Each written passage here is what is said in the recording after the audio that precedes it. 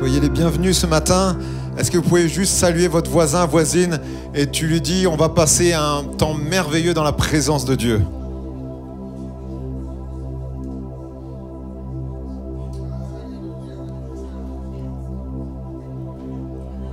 Et on va chanter, je suis passé de l'ombre à la lumière.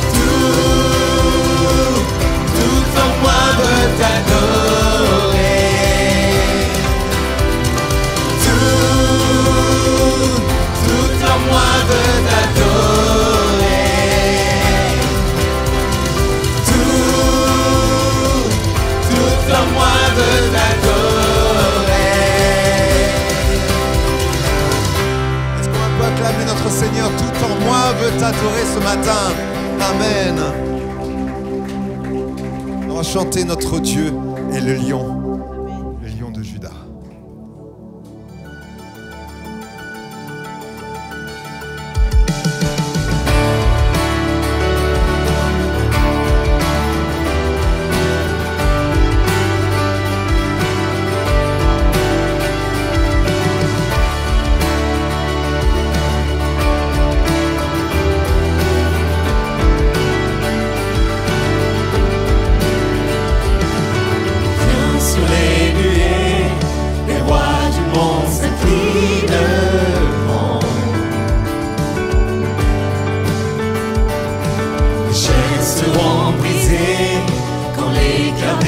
sa louange. Qui peut arrêter notre Dieu? Notre Dieu est le lion de Juda. Il rugit puissamment et il combat pour nous. Tout genou fléchit devant lui. Notre Dieu est l'agneau sacrifié pour le péché du monde. Son sang brise les chaînes. Tout genou fléchit devant le lion et l'agneau. Tout genou fléchit devant lui.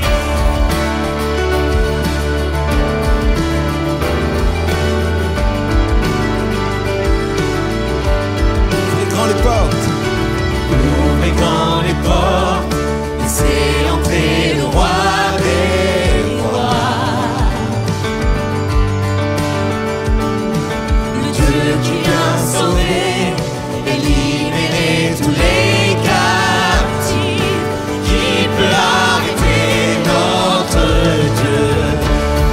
Notre Dieu est le lion de Juda. Il rugit puissamment et il combat pour nous.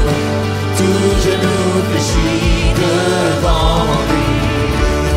Notre Dieu est l'agneau sacrifié pour les péchés du monde. Son sang brise les chaînes. Tout genou fléchit devant le lion et l'agneau. Tout genou fléchit devant lui.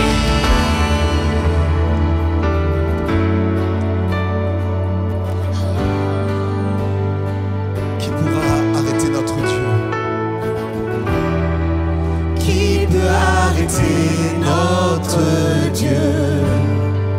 Qui peut arrêter notre Dieu? Oh, qui peut arrêter notre Dieu?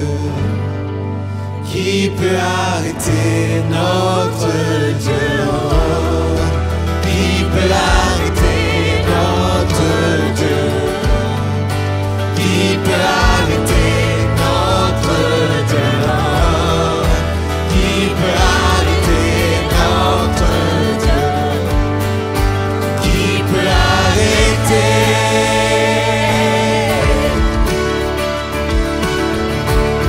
Chantons notre Dieu. Notre Dieu est le lion de Juda. Il rugit puissamment et il combat pour nous. Tout genou fléchit devant lui. Notre Dieu est l'agneau sacrifié pour les péchés du monde. Son sang brise les chaînes. Tout genou fléchit devant le lion et l'agneau. Tout genou fléchit devant lui.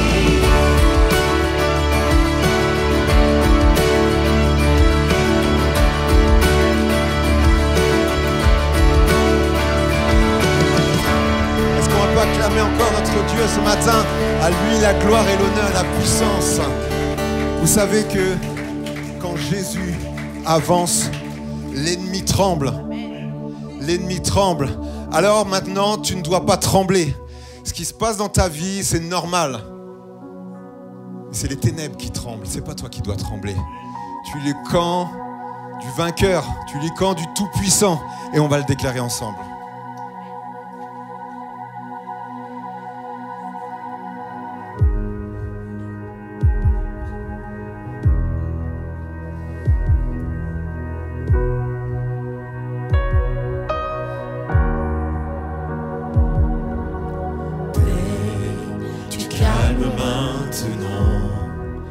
L'orage si violent qui s'apaise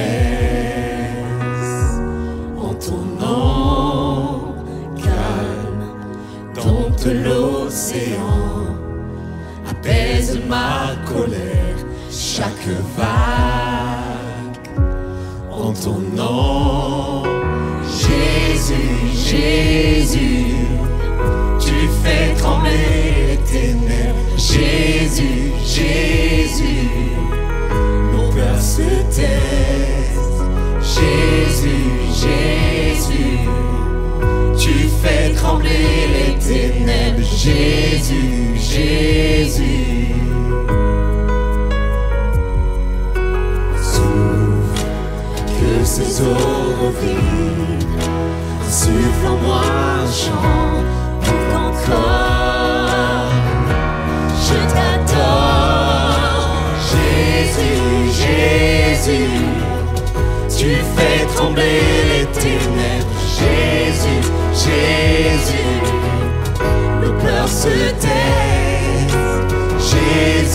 Jésus, tu fais trembler les ténèbres. Jésus, Jésus. Jésus, Jésus, tu fais trembler les ténèbres. Jésus, Jésus, nos peurs se taisent. Jésus, Jésus, tu fais trembler les ténèbres. Jésus, Jésus. Ton nom, la lumière qui a confondu l'enfer.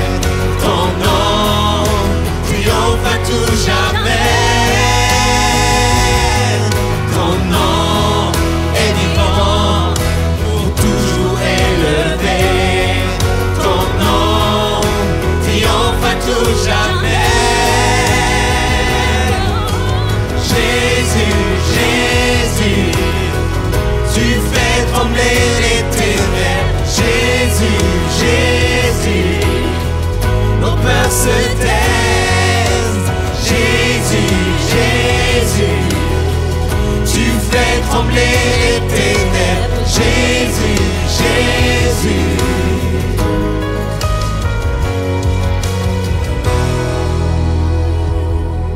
les ténèbres s'enfuient lorsque ton Dieu arrive.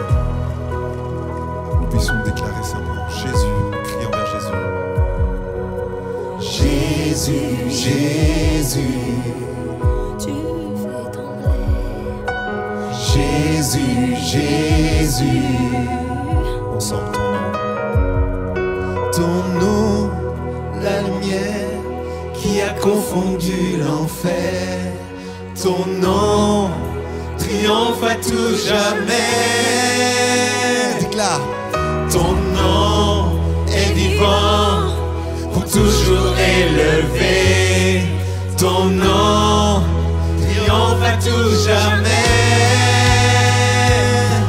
Ton nom, la lumière qui a confondu l'enfer. Ton nom triomphe à tout jamais. Ton nom est vivant, toujours élevé. Ton nom triomphe à tout jamais. Jésus, Jésus, tu fais trembler les ténèbres. Jésus, Jésus, nos peurs se taisent. Jésus, Jésus, tu fais trembler les ténèbres. Jésus, Jésus.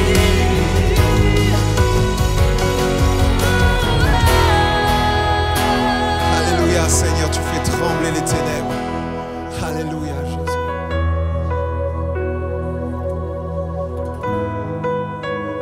Alléluia, tu fais trembler les ténèbres, Seigneur. Nous déclarons la victoire sur la mort. La mort n'a plus d'impact sur nos vies. Seigneur, tu sauves encore. En 2025, tu sauves des âmes, des enfants, des vieillards. Peu importe la condition physique, peu importe la condition sociale, peu importe l'endroit où tu te trouves, Dieu te cherche. Alléluia, Jésus. Et on va lire ce verset dans la Bible qui nous montre cet amour. L'amour de Christ pour nos vies, cet amour qui est avec passion. C'est ici mon commandement, aimez-vous les uns les autres comme je vous ai aimé. Il n'y a pas de plus grand amour que de donner sa vie pour ses amis. Ce matin, c'est la déclaration de Jésus qui déjà, en disant cela, déclare qu'il va mourir pour nous. Il n'y a pas de plus grand amour que de donner sa vie pour ses amis. Et tu peux mettre à place d'ami ton prénom. Pas de plus grand amour que donner sa vie pour toi. Et c'est de la même manière que Dieu veut que nous puissions nous aimer. C'est la même façon qu'il veut que nous nous pardonnions. Mais comment donner ma vie à mon voisin, ma voisine? Ça commence déjà par des choses simples. Un sourire, un regard, un bonjour, un je t'aime, je prie pour toi. Je vais te visiter, je vais t'accompagner, je vais te soutenir. Je sais que tu as des problèmes, peut-être des addictions. Bah, au lieu de le dévoiler, je vais t'aider, je vais te protéger, t'entourer, t'aider. Jusqu'au moment où on pourra dire, Seigneur, je peux donner à mon voisin qui est à ma gauche, mon voisin qui est à ma droite, devant, derrière. Seigneur, je suis prêt à donner ma vie. Je suis prêt à aller jusqu'au bout pour dire, Seigneur, c'est ton plan. Il n'y a pas de plus grand amour que de donner sa vie pour ses amis. Dieu et Jésus n'est pas mort à la croix pour simplement que nous soyons pardonnés. Mais qu'en retour, nous aussi, soyons comme enfants de Dieu, des petits Christ. Disions, oui, je veux faire aussi comme l'exemple parfait, Jésus. M'avancer pour pardonner, pour aimer. Amen. Frère, rendra grâce. Oui, Seigneur, merci parce que, comme tu l'as dit, comme tu l'as rappelé aujourd'hui, il n'y a pas de plus grand amour que de donner sa vie pour ses amis. Et tu l'as fait pour nous, tu l'as fait pour moi, tu l'as fait pour tout à chacun.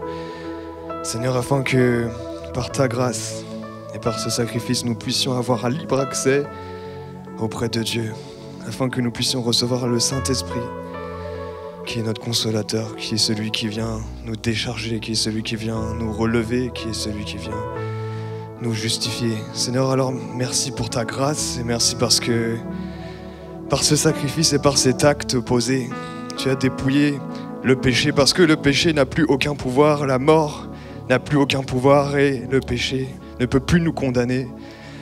Merci parce que nous sommes justifiés non par les œuvres mais par la foi.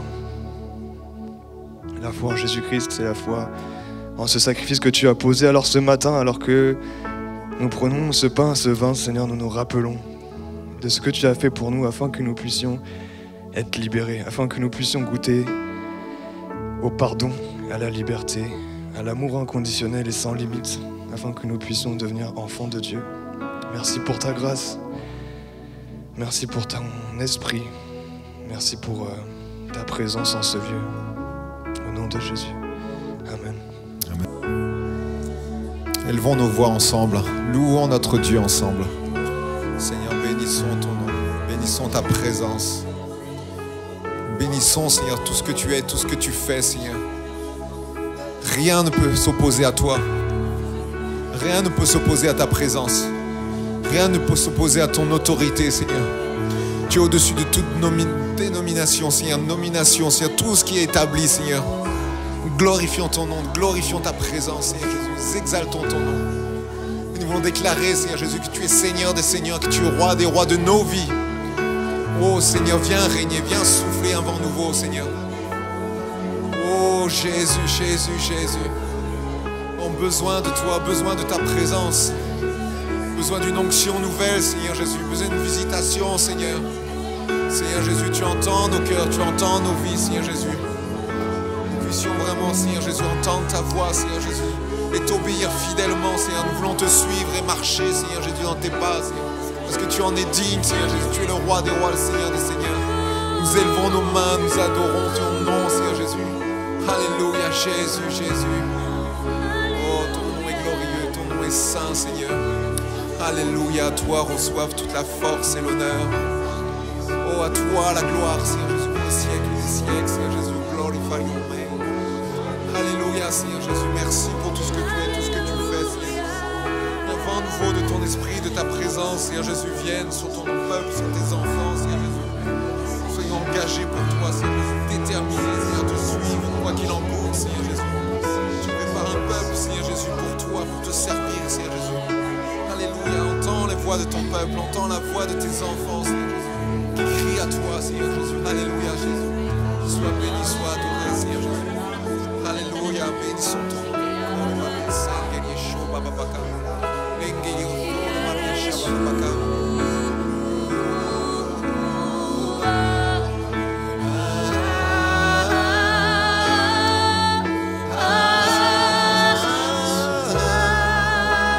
adore Dieu.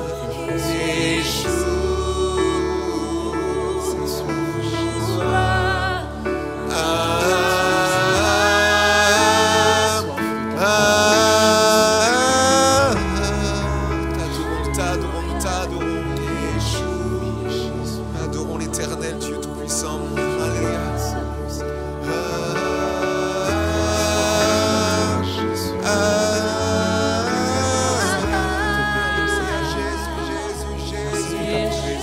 Adore ton Dieu, loue ton Dieu. Lève les mains vers le roi des rois.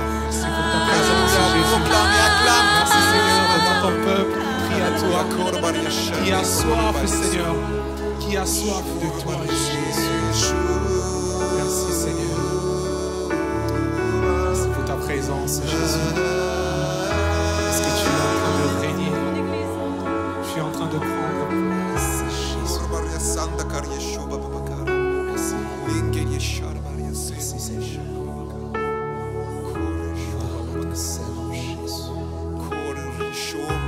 Tu règnes, Seigneur. Règne sur les vies, Seigneur, sur les cœurs, sur les pensées, Seigneur.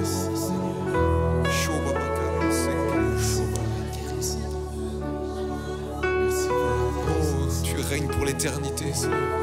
Tu es Alpha et Oméga. Le commencement et la fin, Seigneur Jésus. Il n'y a pas d'autre secours qu'avec toi.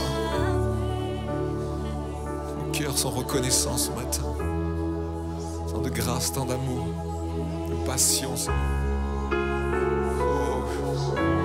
Oh, El Shaddai. Tu es le Dieu qui guérit. Tu es le Dieu qui visite. Dieu puissant et victorieux.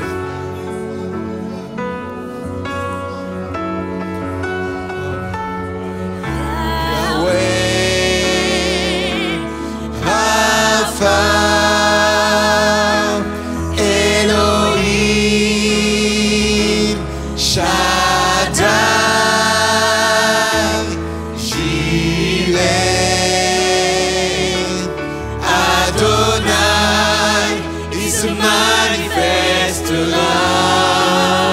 Encore une fois, chantons-le ensemble.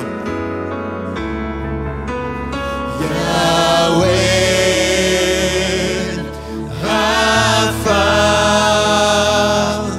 Elohim, Shaddai, Jireh, Adonai, il se manifeste là.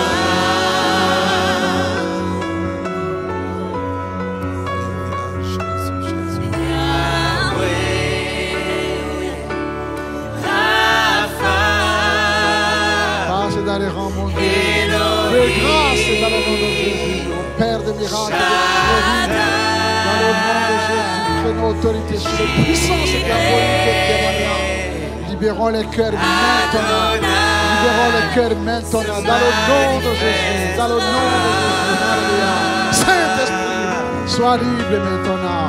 Convainc de péché, de justice et de jugement. Dans le nom de Jésus. Dans le nom de Jésus. Qu'il se passe des miracles, des prodiges maintenant. Au moment où nous louons dans le nom de Jésus. Alléluia.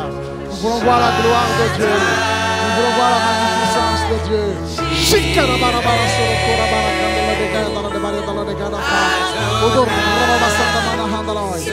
des guérisons, des miracles, des prodiges maintenant. Dans les cœurs et dans les vies, dans le nom de Jésus. Saint-Esprit, en possession des cœurs et des vies maintenant. Au Père des miracles et des prodiges. Alléluia, ton nom est glorieux. Nous avons besoin de toi. Élevons ta présence. Oh, sois élevé, sois adoré. Toute la louange, tout l'honneur est à toi ce matin. Oh, et pour l'éternité. Viens que ton règne vienne, Seigneur Jésus.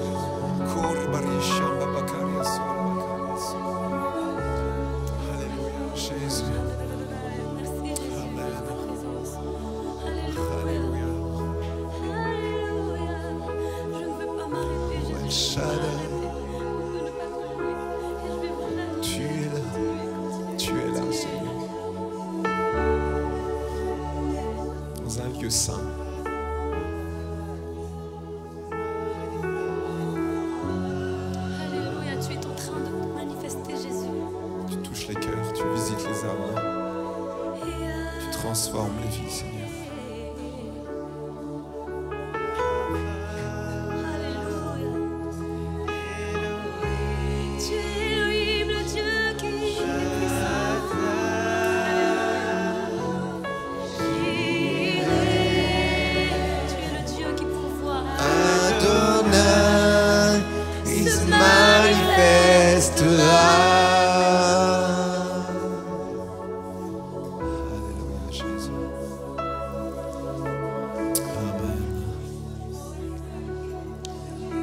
Alléluia.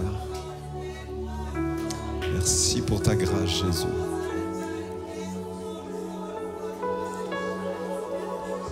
Amen. Jésus.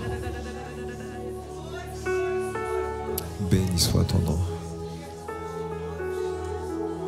Béni soit ton nom, Jésus. Béni sois-tu, Jésus. Amen. Amen. Alléluia. Notre Dieu est grand, digne de louange, d'adoration. C'est juste un avant-goût de ce que sera l'éternité. On sera tous ensemble, quelle que soit votre condition, peu importe, on sera tous là devant le roi des rois à l'adorer et à le proclamer. Amen. Que le nom du Seigneur soit glorifié encore. Continuez comme cela, que ce soit quand vous allez au travail, quand vous marchez dans la rue. Proclamez le nom de Dieu. Louez les louanges. Regardez la nature, ce que Dieu a créé. Et là, votre cœur sera débordant par le Saint-Esprit de louange. Amen. Que le Seigneur vraiment soit glorifié pour ces temps. Amen. Dieu nous appelle tout simplement à donner, à partager. On va lire ces versets. Que chacun donne comme il a résolu en son cœur, sans tristesse ni contrainte, car Dieu aime celui qui donne avec joie. Et Dieu peut vous combler de toutes sortes de grâces, afin que, possédant toujours en toutes choses, de quoi satisfaire à tous vos besoins, vous ayez encore en abondance pour toute bonne œuvre. On va juste s'arrêter là. Vous voyez, lorsqu'on donne, ce qui se passe, possédant possédant toujours en toute chose de quoi satisfaire à tous vos besoins. Donc on pourvoit, mais en plus, vous ayez encore en abondance pour toute bonne œuvre. Dieu est un Dieu d'abondance. Mais il veut simplement le déclic de ton cœur qui va donner. Et simplement, c'est comme les 5 pains et quelques poissons. C'était le seul qui avait apporté quelque chose.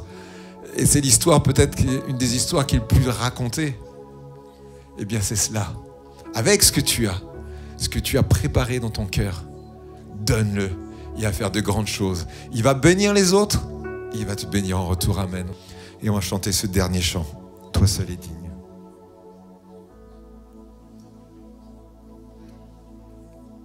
Excusez-moi, ta bienveillance.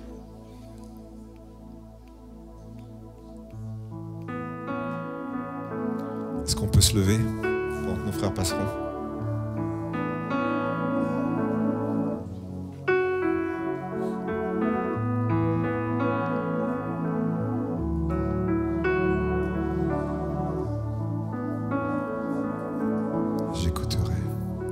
J'écouterai ce que dit Dieu, car il est droit pour qui l'écoute. Sa paix divine est sur tous ceux qui vont à lui quand vient le doute.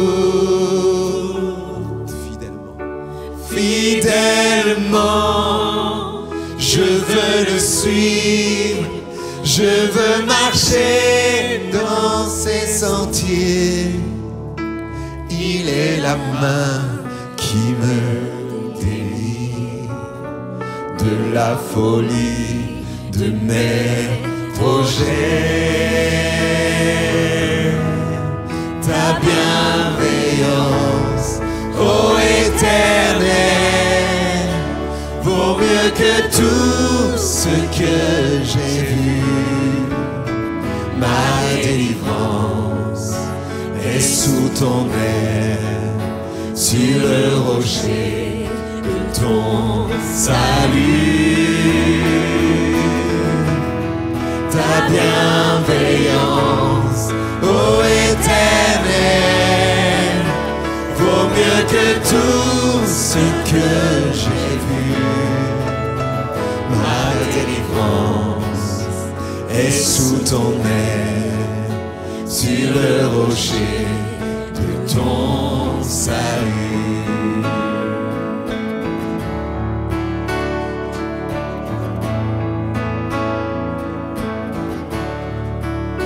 Sa gloire est proche, son règne vient et le pays est apaisé. Lorsque la crainte est en chacun, lorsque son nom est exalté, marchons en paix, suivant son pas, en justice et en vérité.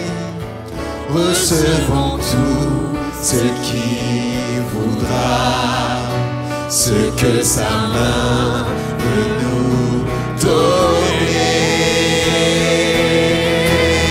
Ta bienveillance, ô Éternel, vaut mieux que tout ce que j'ai vu. Ma délivrance est sous ton aile, sur le rocher de ton salut. Ta bienveillance, ô Éternel, vaut mieux que tout ce que j'ai vu. Ma délivrance est sous ton aile, sur le rocher de ton salut.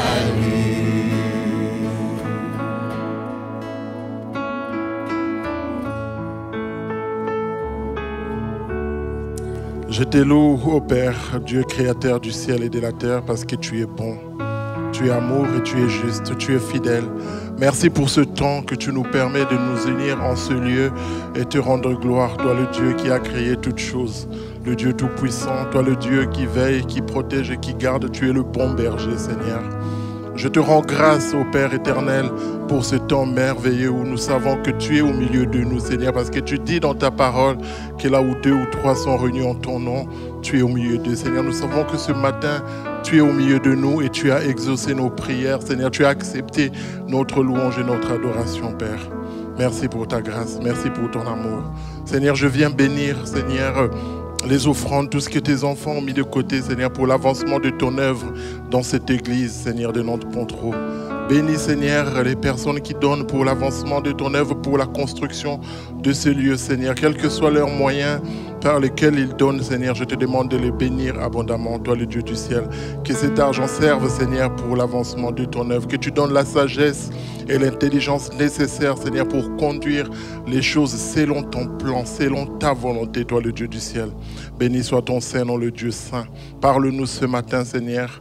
Parle-nous au travers, Seigneur, ton serviteur, que cette parole trouve, Seigneur, la place dans nos cœurs, que nos cœurs puissent recevoir ce qui vient de toi aujourd'hui, Père, car ta parole est la vérité. Enseigne-nous, apprends-nous à te connaître encore davantage, apprends-nous à t'aimer encore davantage, Père, dans le nom de Jésus. Amen.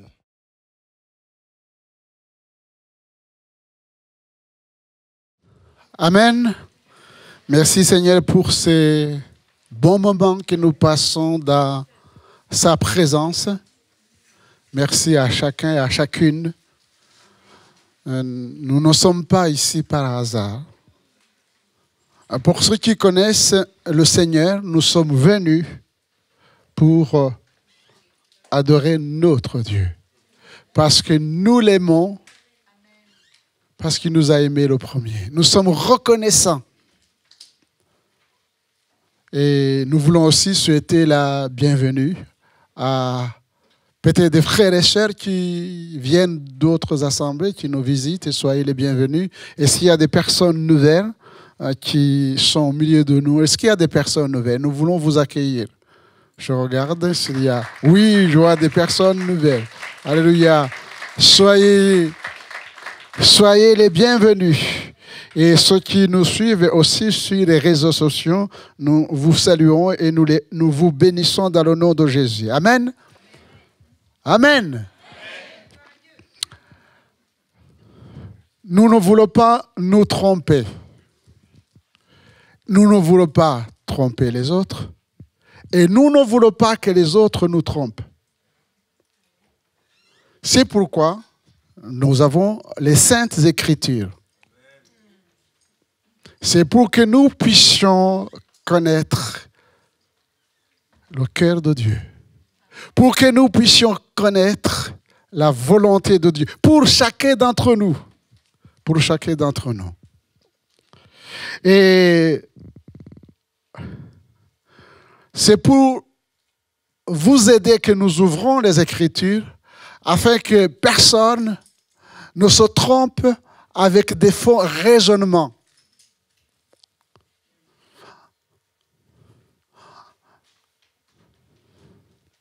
Nous sommes dans un monde où il y a beaucoup de choses. Et des experts du monde entier. Et nous les écoutons attentivement. Mais j'aimerais continuer sur le thème que j'ai abordé. Il y a un expert que nous pouvons faire confiance, les yeux fermés. C'est le Saint-Esprit. Lui ne nous trompe pas. Il juge tout, il connaît tout. Et il connaît votre cœur, il connaît mon cœur. Il connaît mon cœur. Nous avions abordé le thème sur le Saint-Esprit il y a 2 semaines. Et nous avons parlé de beaucoup de choses et nous allons continuer sur ce thème-là. Nous avions vu l'importance de la doctrine du Saint-Esprit dans toute la Bible, de Genèse jusqu'à l'Apocalypse. Nous avons vu l'action du Saint-Esprit. Nous avions vu aussi son influence. Et nous avions dit que même si dans certains versets de la Bible, on ne voit pas peut-être le Saint-Esprit, nous avons noté que les auteurs de la Bible étaient inspirés du Saint-Esprit. Amen. Donc, ce qui veut dire que chaque détail, chaque verset de la Bible, eh bien, nous voyons l'action du Saint-Esprit. Nous voyons l'action du Saint-Esprit. Nous avons aussi dit que le Saint-Esprit n'est pas une influence. Il est plus qu'une influence. Le Saint-Esprit n'est pas simplement une puissance, une force. Je tremble. Non, nous avons dit que le Saint-Esprit a une personnalité propre. Au même titre que Dieu le Père, Dieu le Fils, eh bien, nous avons Dieu le Saint-Esprit.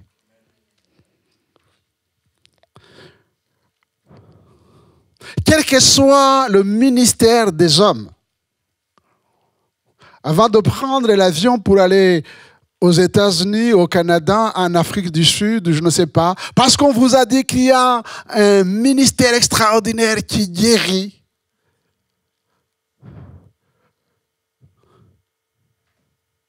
Ne dépensez pas votre argent avant plutôt d'aller dans votre chambre et de vous enfermer. Parce que si ces hommes, ces femmes, merci Seigneur pour eux, s'ils ont des dons, ils reconnaîtront que cela vient du Saint-Esprit. C'est le Saint-Esprit qui convainc de péché, de justice et de jugement. Il n'y a aucun homme qui peut changer le cœur d'un homme.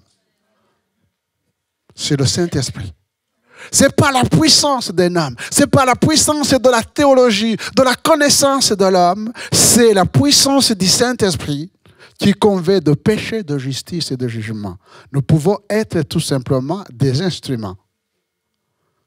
Par obéissance, nous pouvons être que des canaux purifiés, sanctifiés, capables de permettre au Saint-Esprit d'accomplir des œuvres qu'il a préparées d'avance. Donc c'est le Saint-Esprit. C'est le Saint-Esprit aussi nous dit, les Saintes Écritures, c'est lui qui sonde les cœurs. Au moment où je vous parle, je suis incapable. Aucun homme ne peut connaître ce qui se passe dans vos cœurs. Mais Dieu le sait par le Saint-Esprit. Il connaît vos cœurs. Le Saint-Esprit sonde les cœurs. Le Saint-Esprit, il dispense les dons. J'avais dit qu'avant de parler des dons spirituels, eh bien, parlons de celui qui donne les dons. C'est le Saint-Esprit qui dispense les dons. Et la Bible nous dit qu'il les donne comme il veut. Donc, il n'y a pas de jalousie. Non, n'essaie pas de jalousie ton frère ou ta soeur. Ne convoite pas son don. Mais cherche le tien. Parce que c'est Dieu c'est le Saint-Esprit qui le donne comme il veut. Mais si tu l'as reçu, sois humble. Ne viens pas te mettre en avant comme si ça t'appartient. Parce que ça peut être, Dieu peut te retirer ça facilement. Les dons que nous avons, nous devrons les exercer dans l'Esprit de Dieu. Et nous avons noté que le Saint-Esprit, comme c'est un homme, la Bible nous dit qu'on peut mentir au Saint-Esprit. Mais j'attire votre attention. Si le fait est qu'on ne ment pas, on se ment soi-même. Parce que lui, il connaît tout. Et nous avons vu l'exemple de Anania et Saphira. Il y a plusieurs exemples. Alors, ne venez pas, s'il vous plaît, dans cette assemblée, en essayant de faire semblant, de mentir. Vous vous mentez à vous-même. Venez plutôt avec une attitude de dire, Seigneur, montre-moi ce qui ne va pas dans ma vie, parce que je désire t'obéir, Seigneur. Je désire marcher dans tes voies. Alors là, le Seigneur va accomplir des choses extraordinaires. Parce que vous êtes sincères.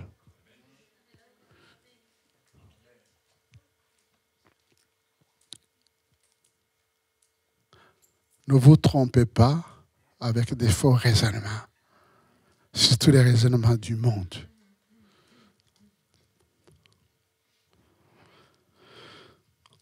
Ne vous opposez pas au Saint-Esprit. Parce que l'homme peut s'opposer au Saint-Esprit. On peut s'opposer au Saint-Esprit. La Bible dit, n'attristez pas le Saint-Esprit qui vous a été donné. On peut attrister le Saint-Esprit. Parce que c'est une personne. On peut attrister le Saint-Esprit par nos paroles. On peut attrister le Saint-Esprit par nos actions. Par nos actions. Et la Bible dit, n'attristez pas le Saint-Esprit. Et j'aimerais ce matin avoir avec vous 4 points. Le premier point, c'est le Saint-Esprit dans l'Ancien Testament. Le deuxième point, c'est le Saint-Esprit dans le Nouveau Testament. Le troisième point, c'est surtout le Saint-Esprit dans la vie de Jésus, qui est notre modèle. Et si on a le temps, le quatrième point, c'est le Saint-Esprit dans la vie du chrétien, du croyant, et dans l'Église. Et dans l'Église. L'œuvre du Saint-Esprit dans l'Ancien Testament, nous reconnaissons déjà par la lecture des premières pages de la Bible que le développement de l'ordre actuel des choses, depuis le chaos primitif, où la Bible nous dit tout était informe et vide, ce qu'on appelle le tohu-bohu, informe et vide. Genèse, chapitre 1er. La terre était informe et vide. Et il y avait des ténèbres à la surface de l'abîme et l'Esprit de Dieu se mouvait au-dessus des eaux. Dès le commencement.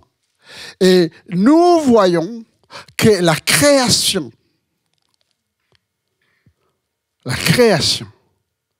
a été faite, bien sûr par Dieu, mais pas le Saint-Esprit. Par le Saint-Esprit. Et si on regarde dans le psaume,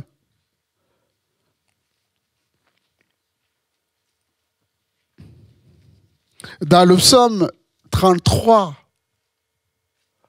verset 6, les cieux ont été faits par la parole de l'Éternel et toutes les armées par le souffle de sa bouche.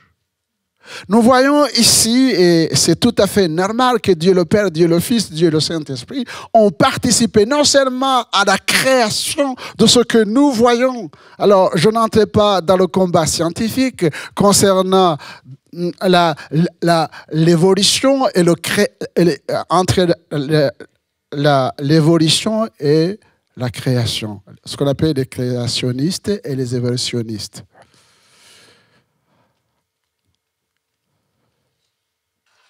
Je crois, je confesse que Dieu a tout créé. Amen. Il y a tellement de livres de scientifiques chrétiens, de scientifiques et non chrétiens, donc vous pouvez les lire. Mais la Bible dit que c'est Dieu qui a créé les cieux et la terre. Nous restons sur ce verset. Les cieux ont été faits par la parole de l'Éternel. Et toutes les armées par le souffle de sa bouche.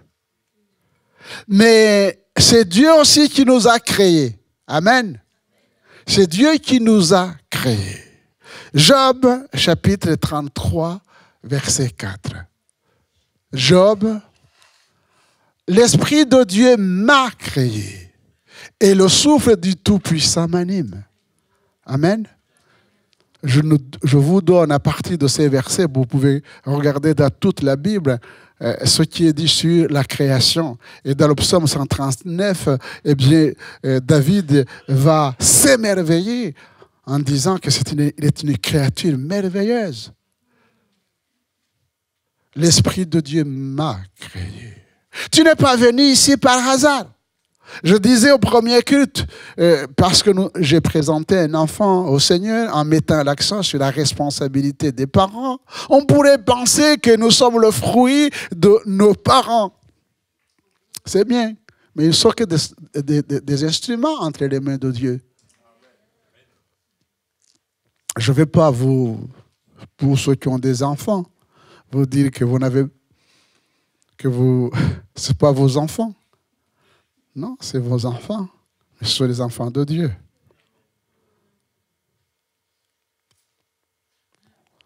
L'Esprit de Dieu m'a créé. Voilà la confession de Job. Et le souffle du Tout-Puissant m'anime. Le souffle du Tout-Puissant m'anime. Et l'œuvre du Saint-Esprit dans l'Ancien Testament ne révèle pas uniquement la création et de l'univers et de l'homme. Mais nous voyons dans l'Ancien Testament comment Dieu a choisi les hommes et les a envoyés pour accomplir les différents services ou les ministères, si vous voulez. Si vous prenez le cas, et je ne vais pas lire, je prendrai simplement dans le livre de Genèse, eh bien, vous avez Joseph qui est mis en évidence. Un homme qui était rempli de l'Esprit de Dieu. Raison pour laquelle, eh bien, ses frères ne l'ont pas aimé. Quand il a commencé à révéler les choses de Dieu qu'il a reçues. Moïse, Nombre chapitre 11, verset 17.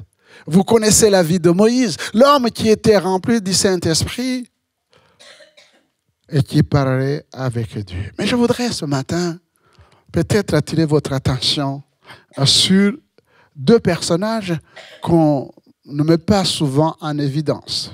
C'est dans Exode chapitre 35, verset 30.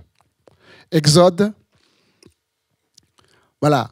On connaît Moïse et il va parler de la part de Dieu. Il va dire quoi? Moïse dit aux enfants d'Israël, sachez que l'Éternel a choisi Béthraël, fils d'Uri, fils de Hur, de la tribu de Juda.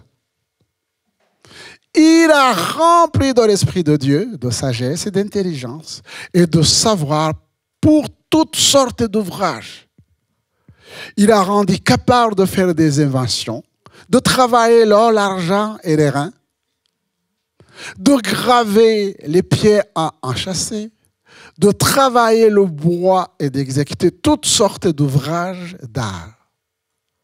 Il lui a accordé aussi le don d'enseigner, de même qu'à Oriab, fils de Ahisamach, de la tribu de Dan. Il les a remplis d'intelligence pour exécuter tous les ouvrages de sculpture et d'art, pour broder et tisser les étoffes teintes en bleu, en pourpre, en cramoisi et le fin lin, pour faire toute espèce de travaux et d'inventions. Voilà ce que le Saint-Esprit a fait. Là, ces deux hommes sont sortis de la plus grande école. Vous avez vu ce qu'ils sont capables de faire? Et cela nous amène à réfléchir, chers frères et sœurs, sur les dons que le Seigneur nous a donnés. Les dons, les talents humains, intellectuels ou autres, d'où nous viennent-ils? Voilà ce que Dieu a fait. Je voudrais simplement dire que Dieu nous appelle. Quand Dieu nous appelle, et c'est pourquoi il faut prier. J'ai insisté parce que je vois la jeunesse pour les adultes. Je ne pense pas que c'est trop tard. Il n'est jamais trop tard avec le Seigneur. Mais je vais parler un peu pour les jeunes qui cherchent leur voie, que ce soit dans les études. C'est bien, des fois, on se glorifie parce que c'est le monde qui dit, moi, j'ai fait telle université, telle grande école. Bah, ok, c'est bien. J'ai tel diplôme, c'est bien. Mais je dis que même quand on a fait ça, c'est la grâce de Dieu. Et pour nous, en tant qu'enfants de Dieu. En tant qu'enfants de Dieu. Mais vous savez que c'est toujours difficile aussi de trouver du travail. Quelle voie je dois suivre? De trouver une épouse, un mari. Qui choisir? Comment choisir? Regardez comment Dieu a béni ces hommes, ces femmes. Parce que quand vous regardez dans les textes, Dieu avait un but.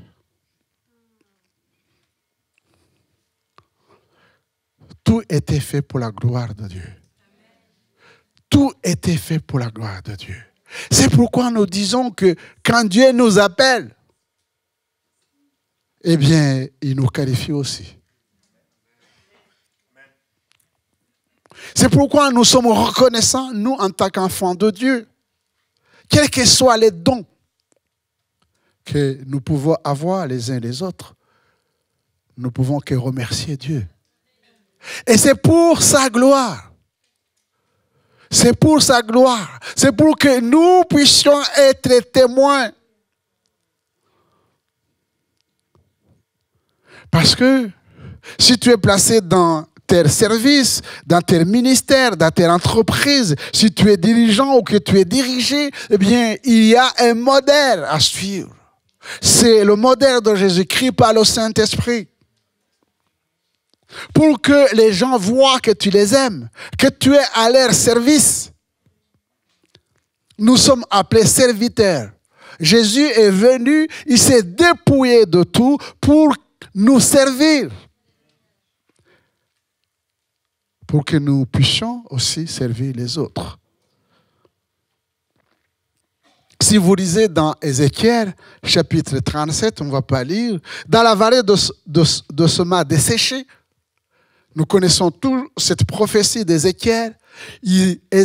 L'Éternel va dire à Ézéchiel, dit, prophétise, fils de l'homme, prophétise.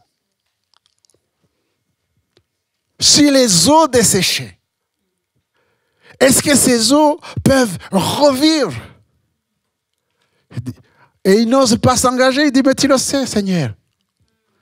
Il va lui dire, mais prophétise. Autrement dit, parle par le Saint-Esprit pour que ces eaux secs deviennent vivants. Par le Saint-Esprit. on comprend très bien que c'est le Saint-Esprit qui va visiter quelqu'un qui est dans le péché, qui est mort. Nous étions tous morts par nos offenses, dans nos péchés, et nous vivions comme bon nous semble, sans rendre compte à qui que ce soit. Mais c'est l'Esprit de Dieu qui est venu nous visiter dans nos misères, dans nos péchés, pour nous convaincre. Non seulement que nous sommes des pécheurs, mais pour nous ouvrir une porte pour faire demi-tour, ce qu'on appelle le changement, métanoïa, changement de mentalité, de compréhension, d'attitude.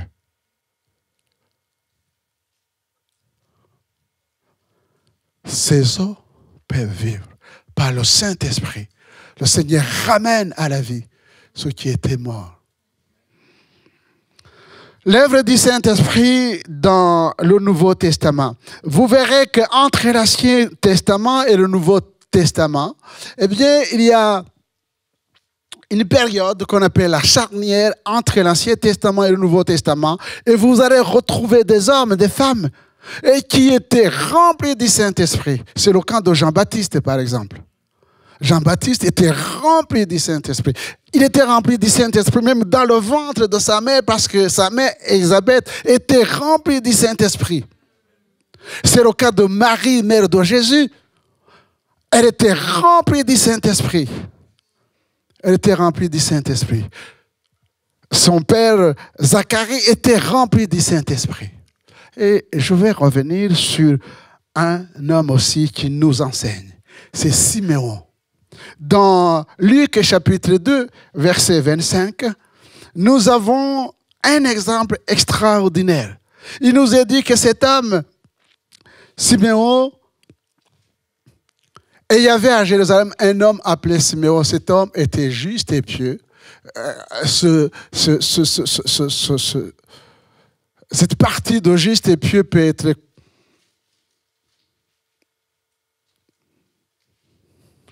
comment dirais-je, reflète l'homme qui est né de nouveau, changé.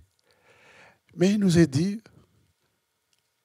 il attendait la consolation d'Israël et l'Esprit Saint était sur lui. Amen. L'Esprit Saint était sur lui. Si vous étudiez la vie de cet homme, voilà ce qui donne la paix du cœur. Il y avait des promesses. Dieu lui a fait des promesses. Mais il n'était pas dans l'agitation, le stress. Il était dans le calme, la tranquillité. Il attendait. Il avait la foi que ce que Dieu a dit, il va l'accomplir. Parce que l'Esprit de Dieu était sur lui. Vous comprenez pourquoi nous réclamons l'aide du Saint-Esprit. Le Saint-Esprit était sur lui. Et il attendait dans la paix l'accomplissement de la promesse. Si tu es dans la paix, rempli de l'Esprit de Dieu, eh bien, tu verras que ce que Dieu a promis, il accomplit toujours. Et nous continuons parce qu'il donne des détails sur cet homme. Il dit, il avait été divinement averti par le Saint-Esprit. Vous voyez, chers frères et sœurs, qu'il y a une relation personnelle avec l'homme et l'Esprit. Il avait été divinement averti par le Saint-Esprit qu'il ne mourrait point avant d'avoir vu le Christ du Seigneur. Le Saint-Esprit nous conduit toujours vers le Seigneur Jésus. C'est l'action du Saint-Esprit. Il était divinement averti.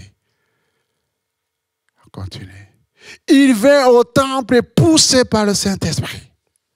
C'est le Saint-Esprit qui va le conduire dans la bonne direction au temple.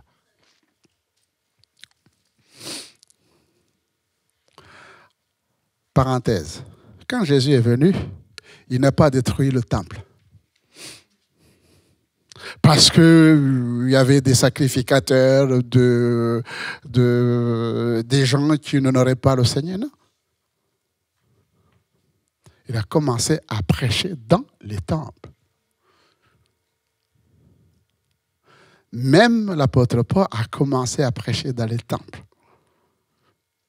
C'est quand les chefs religieux ne voulaient pas de l'enseignement de Jésus que l'apôtre Paul a commencé à créer des églises en dehors des temples. Parce que les autres voulaient rester dans les rites mosaïques. L'église est importante. Divinement averti. On ne lui a pas dit, va sur le marché, c'est là où tu vas trouver Jésus. Jésus était venu dans le temple pour être présenté. Parce que le Seigneur Jésus dira, je ne suis pas venu pour abolir la loi, mais pour l'accomplir. Et parce qu'il y a des gens qui pensent que l'Ancien Testament, eh bien, c'est dépassé. Mais je vous dis que les commandements de Dieu ne changent pas. Si dans l'Ancien Testament, il est dit, tu ne tueras pas, tu ne tueras pas. Quand le Saint-Esprit, dans l'Ancien Testament, il dit, tu ne commettras pas d'adultère, tu ne commettras pas d'adultère. Tu ne déroberas pas. Tu ne convoiteras pas la femme de ton voisin. C'est écrit dans la parole de Dieu. Et vous pensez que parce que c'est dans l'Ancien Testament, que maintenant on est dans le Nouveau Testament, on est libre. Libre de faire quoi? Libre de faire quoi?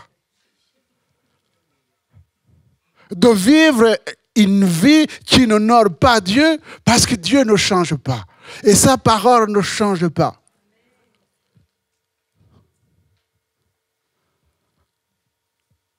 Poussés par le Saint-Esprit. J'aimerais que nos vies soient poussées par le Saint-Esprit pour aller dans la bonne direction. Et la bonne direction, c'est là où se trouve le Seigneur Jésus.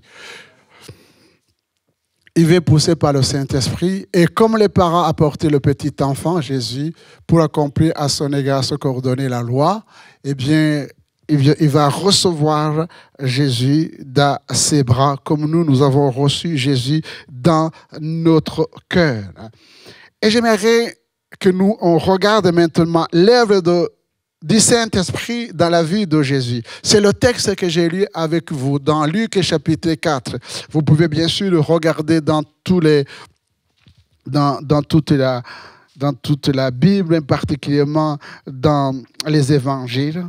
Il nous est dit que dans Matthieu chapitre 1er verset 18, il nous est dit que Jésus fut conçu par le Saint-Esprit.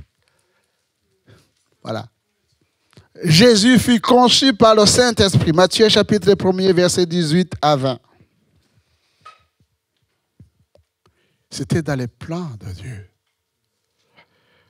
Il fut rempli du Saint-Esprit. Matthieu chapitre 3 verset 15. Quand il va descendre dans les eaux pour se faire baptiser, eh bien, la Bible nous dit que le Saint-Esprit est descendu sur lui sous une forme de colombe. Et à ce moment-là, eh bien, les cieux se sont ouverts. Et la Bible nous dit, le Père apparaît. Celui-ci est mon Fils, bien-aimé, en qui j'ai mis toute mon affection. Amen. Tu es le Fils. La fille est bien-aimée. Dieu te parle. Si tes parents ne t'ont pas dit qu'ils t'aiment, Dieu te dit qu'il t'aime.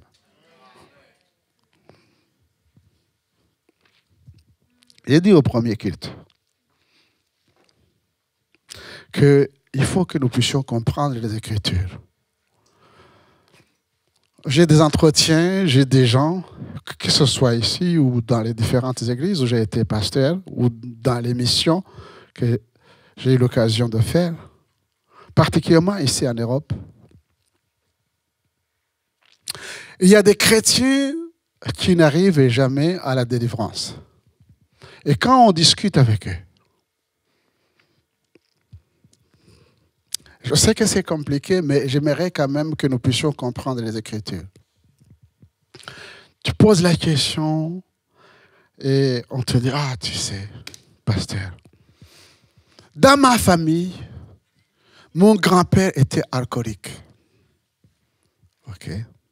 Et puis, il y a un oncle, lui, il s'est pendu. Il continue, tu l'écoutes. Et tu comprends très bien que si je traverse ces situations, c'est à cause de ça.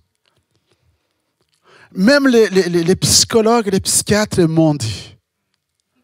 J'écoute. Et j'ouvre la parole de Dieu, mais je dis, mais qu'est-ce que Dieu t'a dit? Je dis, est-ce que tu sais que Dieu t'aime? Si Dieu t'aime, il a donné son Fils Jésus-Christ. Et s'il a donné son Fils Jésus-Christ, c'est pour que nous soyons sauvés. Et sauvés, ce n'est pas simplement au niveau de l'esprit. Bien sûr, il a pardonné nos péchés. Mais est-ce que vous ne pensez pas que Dieu est capable, par son esprit, à nous délivrer de ces choses-là? Oui. Là, et c'est là que je dis, nous allons... Ça c'est un constat, n'est-ce pas? Mais je vais changer d'attitude. Je suis enfant de Dieu. Et je vais maintenant commencer à confesser que si quelqu'un est en Christ, il est une nouvelle créature. Et cela, c'est le miracle de Dieu. Si quelqu'un est en Christ, il est une nouvelle créature. Les choses anciennes. Voilà, nous allons permettre au Saint-Esprit d'aller dans les choses anciennes. Et de nous délivrer du poids des paroles, peut-être du passé. L'abomination. Les paroles maléfiques que peut-être les parents ou les grands-parents ont dit parce qu'ils ne connaissaient pas le Seigneur, en te disant, toi, tu es un vaurien, tu ne réussiras jamais. Maintenant, je réussis parce que je suis en Christ.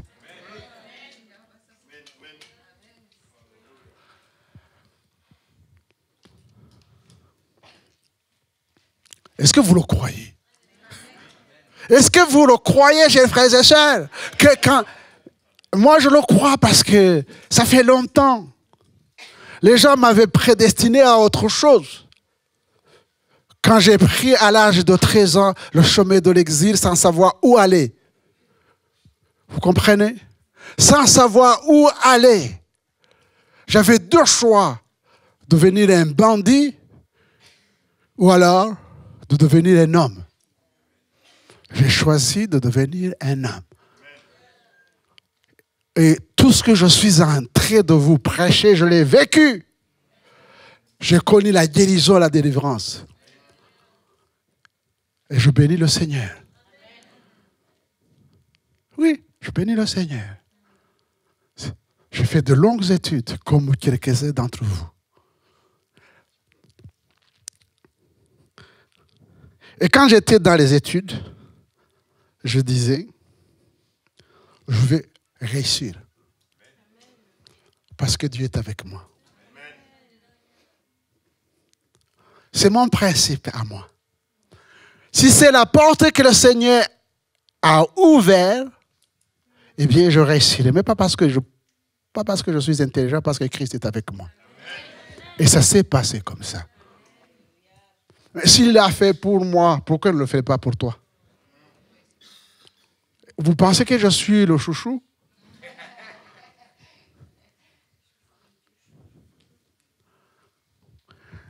Permettons au Seigneur, chers frères et sœurs, d'entrer dans nos vies. Et s'il y a des choses du passé, de grand-père, arrière-grand-père, arrêtez-les.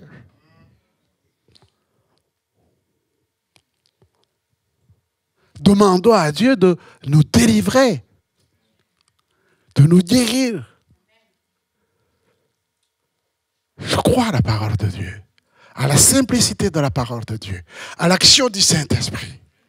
À l'action du Saint-Esprit. Il nous a dit que Jésus était rempli du Saint-Esprit. Il fut conduit au désert par le Saint-Esprit. Luc chapitre 4, verset 1er.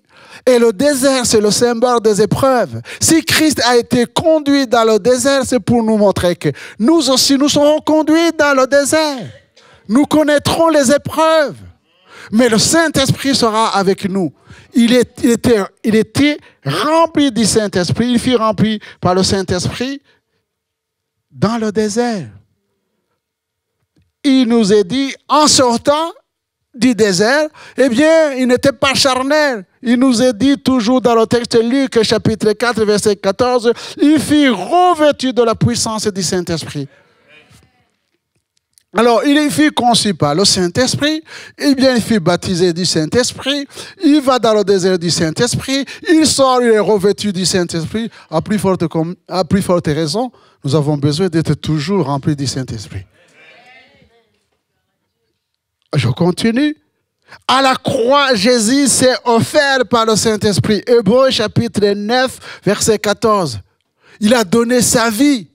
On ne lui a pas ôté la vie. Il l'a donné par le Saint-Esprit. Hébreux chapitre 9. Connaissez les Écritures. Des faits, c'est le plan scientifique, des faits, rien que des faits. Il s'est écrit, il est écrit. Il a donné sa vie par le Saint-Esprit. Il fut ressuscité par le Saint-Esprit. Romains chapitre 1er, verset 4. Il n'est pas resté dans le tombeau, eh bien, il fut ressuscité par le Saint-Esprit. Mon frère, ma soeur, si tu es tombé, le Seigneur peut te relever. Amen. Le Seigneur peut te relever et faire en sorte que tu sois solide. Eh bien, il nous est dit, il donna ses derniers ordres par le Saint-Esprit. Avant de partir, il va donner ses ordres par le Saint-Esprit pour éviter que les disciples ne fassent pas n'importe quoi, mais ils soient dirigés par le Saint-Esprit dans la connaissance des Saintes Écritures et dans l'application, la mise en pratique par le Saint-Esprit des Saintes Écritures. Et Jean-Baptiste, dans Jean chapitre 3, verset 34, il dit « Celui que Dieu a envoyé dit les paroles de Dieu, parce que Dieu ne lui donne pas l'esprit avec mesure. » Nous sommes ici dans la plénitude, dans la complétude de la parole de Dieu, la plénitude du Saint-Esprit. Non, ce n'est pas par mesure, mais j'allais dire, il est imprégné de la tête aux pieds du Saint-Esprit. C'est notre modèle Jésus. Si donc la Bible dit toutes ces choses sur le Seigneur, à plus forte raison, nous avons besoin d'être remplis du Saint-Esprit. L'œuvre du Saint-Esprit dans le croyant et dans l'Église, rapidement pour terminer, dans Tite chapitre 3, verset 5, il nous est dit, il nous a sauvés, non à cause des œuvres de justice que nous aurions faites, mais selon sa miséricorde, par le bain de la régénération et le renouvellement du Saint-Esprit. Nous sommes sauvés par grâce. Éphésiens chapitre 3, verset 8 à 10. Nous sommes sauvés par grâce, par le moyen de la foi, mais régénérés, transformés par le Saint-Esprit. Et nous avons besoin de l'œuvre de la régénération. Régénéré par le Saint-Esprit. Et le fameux Jean 16, 18, c'est le Saint-Esprit qui convainc le monde de péché, de justice et de jugement. J'aimerais que nous puissions regarder Romains chapitre 8, versets 1er à 6. Et je vous recommande, ceux qui désirent connaître encore davantage sur le Saint-Esprit, de lire ce chapitre 8. Voici, chapitre 8 commence ainsi. Il n'y a donc maintenant aucune condamnation pour ceux qui sont en Jésus-Christ. En effet, la loi de l'esprit de vie en Jésus-Christ m'a affranchi de la loi du péché et de la mort. Car chose impossible à la loi, écoutez-moi, car chose impossible à la loi, parce que la chair la rendait sans force. Dieu a condamné le péché dans la chair en envoyant à cause du péché son propre Fils dans une chair semblable à celle du péché.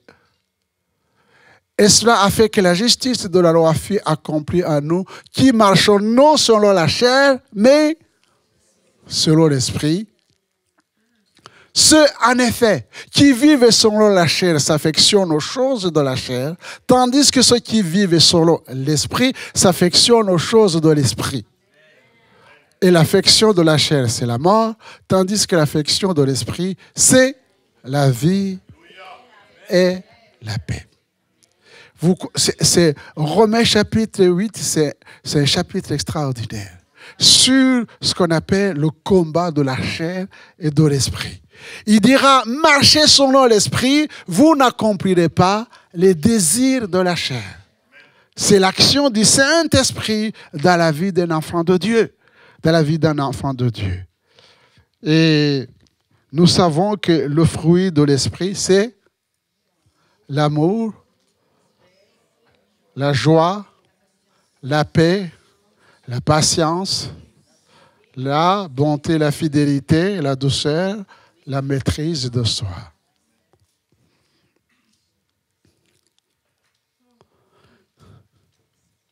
Et nous en avons besoin.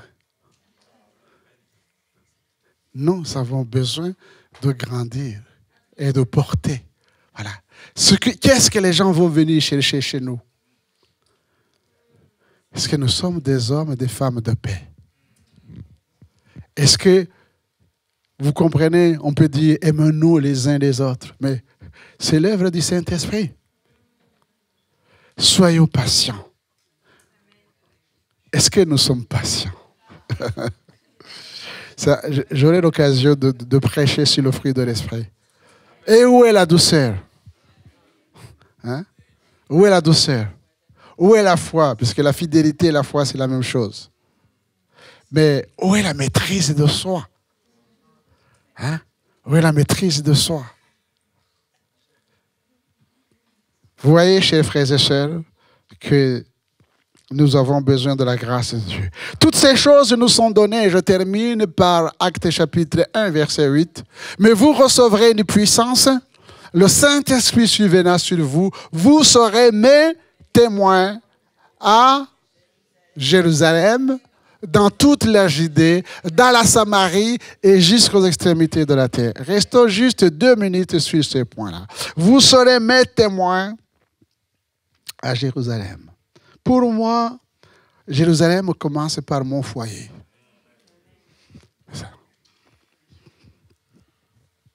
Si je dis que l'Esprit de Dieu est sur moi, si je suis marié, c'est mon épouse ou mon mari qui doit témoigner qu'il y a l'Esprit de Dieu en moi.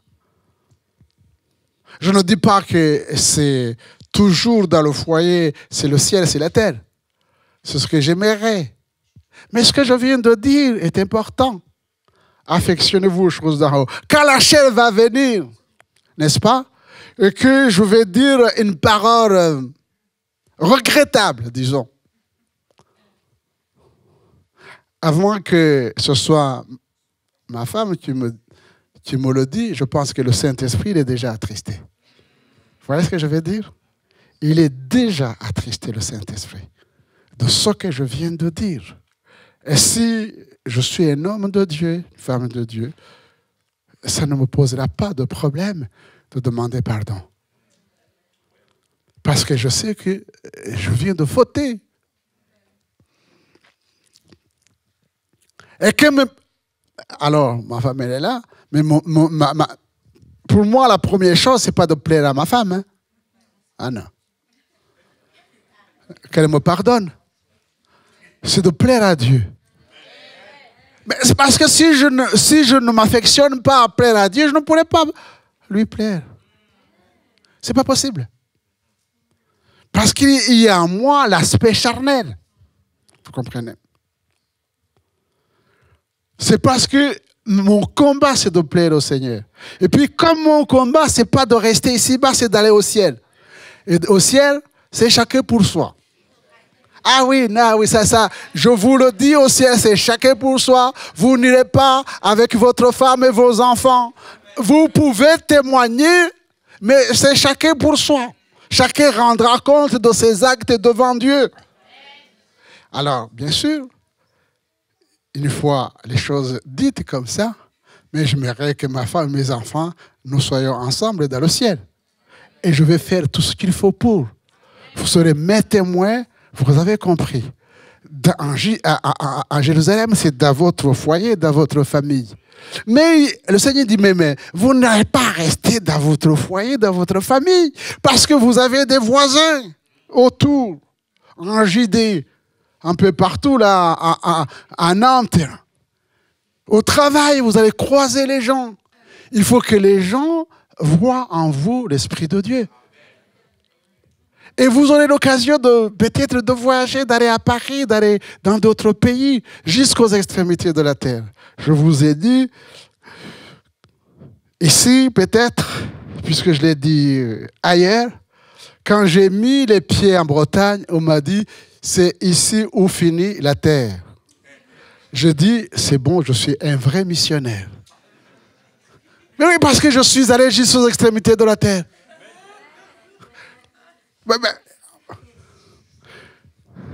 Vous connaissez l'Afrique, hein? Vous allez regarder, c'est pas tellement visible le Rwanda, c'est un tout petit pays.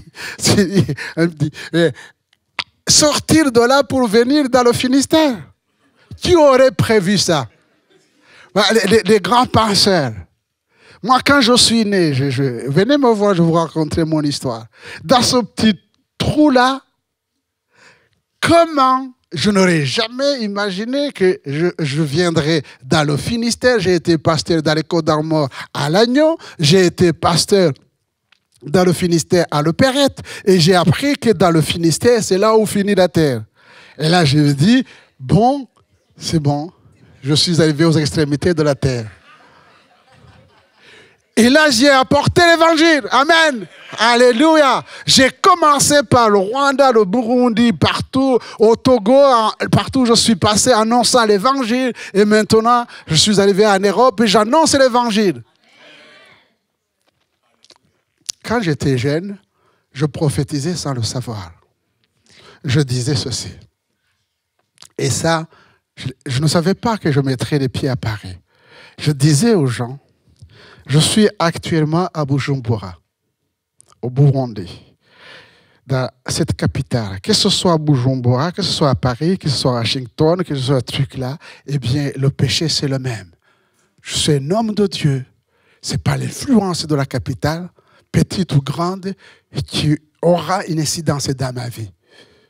Vous comprenez, je ne savais pas. J'ai mis les pieds à Paris. J'ai fait mes études à Paris. J'ai compris que en fait, c'est la même chose. Ce n'est pas parce qu'il y a la prostitution, mais la prostitution, on l'a aussi en Afrique. Et il y a tellement de choses aujourd'hui que...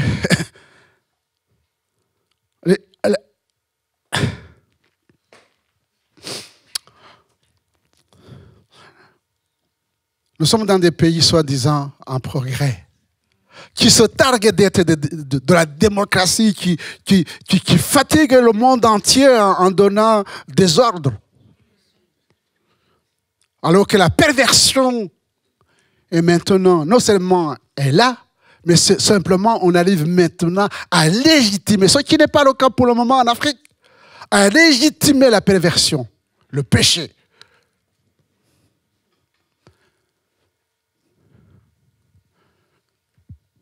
C'est ça que j'ai vu la différence. Les gens, ce sont des raisonnaires, ils sont libres. Je fais ce que je veux. Je suis libre. Personne n'a droit de regarder dans ma vie. Et même Dieu ne peut pas regarder dans ma vie. Dans la tradition africaine, c'est pas ça. Il y a la crainte de Dieu qui est là. Il y a bien sûr les budus de voyage, de sorcellerie ou autre chose. Oui aussi, à dénoncer. Mais je n'ai jamais vu des gens aussi incrédules que dans ces pays. Peut-être c'est l'histoire. Mais pour moi, le péché est le même, quel que soit le pays, quelles que soient les générations. Et le Sauveur Jésus est venu, il est le même, pour éradiquer Sauf que maintenant, nous sommes arrivés au moment où on dit, ah non, c'est pas noir. On sait que c'est noir, mais on te dit, non, c'est pas noir, c'est blanc. Mais c'est blanc. C'est blanc, oui, c'est blanc. Non, mais c'est noir. On arrive maintenant à être dans une confusion totale. Et c'est là où nous avons besoin des Saintes Écritures. Nous avons besoin de la parole de Dieu et nous avons besoin de l'Esprit de Dieu. Ce n'est pas d'être arrogant, absolument pas. Mais je pense que il faut lire les Actes des Apôtres. Il n'y a rien de nouveau sous le soleil. Quand on a arrêté Pierre, on a dit, mais ne parle plus de Jésus. Il dit, non. Il faut juger en vous-même. Faut-il vraiment ne pas parler de Dieu et parler de ce que les hommes pensent? Voilà où nous en sommes. On veut vous fermer la bouche pour que vous puissiez pas dire ce que la Bible dit. La Bible ne change pas pour nous. Les hommes peuvent changer. Les hommes peuvent changer les lois. Mais la Bible ne change pas. La Bible nous change pour qu'on devienne meilleur. Et nous restons dans la parole de Dieu. Mais vous recevrez une puissance. Vous ne pouvez pas tenir. Nous ne pouvons pas tenir devant ce qui se passe si nous ne sommes pas remplis de l'Esprit de Dieu. Pierre et Jean, Paul et Silas ont pu contester la philosophie de ce monde en disant, voilà ce qui est écrit. Nous obéissons d'abord à Dieu et nous obéissons à ce qui est conforme à la parole de Dieu. Ce qui est conforme à la parole de Dieu. Alors nous avons besoin de l'Esprit de Dieu. Il est le même, il ne change pas. Que le nom du Seigneur soit béni. Seigneur, notre Dieu, notre Père, nous te bénissons et nous te louons pour ce que tu es, Seigneur, pour ce que tu fais. Merci de bénir mes frères, de bénir mes sœurs, de nous aider les uns les autres à vivre selon l'Esprit de Dieu, quelles que soient les circonstances et les événements. Bénis chacun d'entre nous dans le nom de Jésus. Amen.